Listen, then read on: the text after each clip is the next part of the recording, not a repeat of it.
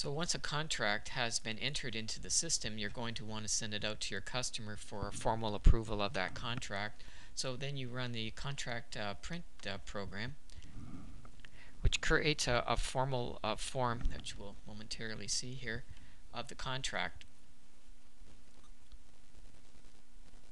And we'll just expand this a bit so we can see it a little bit better.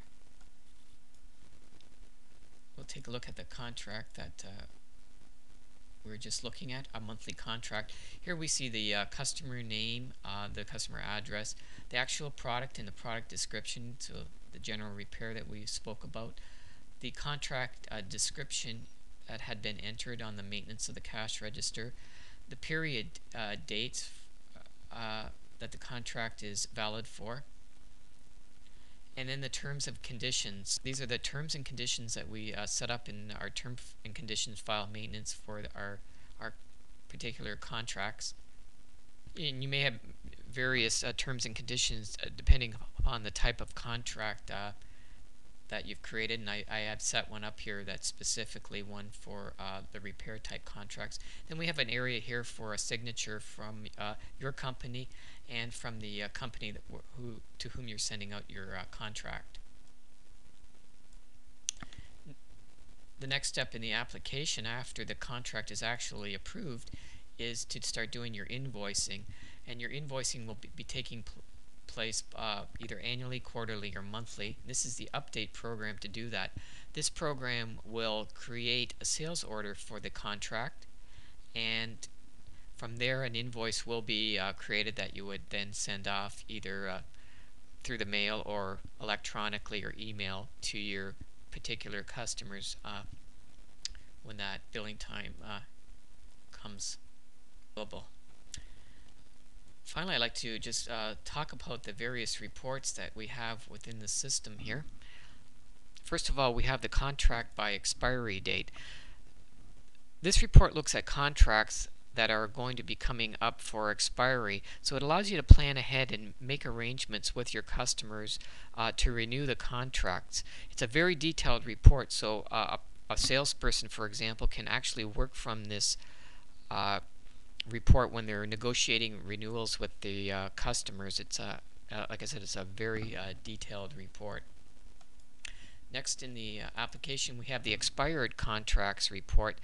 This strictly prints out contracts that have expired, and you may want to go back and try to get a renewal for these contracts. Great report to use if you want to do some analysis to see the type of contracts that have been expiring, and you may be able to make decisions on how to regain these lost contract sales based upon this report. You may actually see patterns within the report as to the type of contracts that are not being renewed, and make some arrangements as to how you're going to handle that type of situation.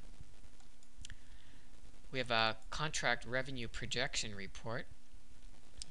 Run that report right now.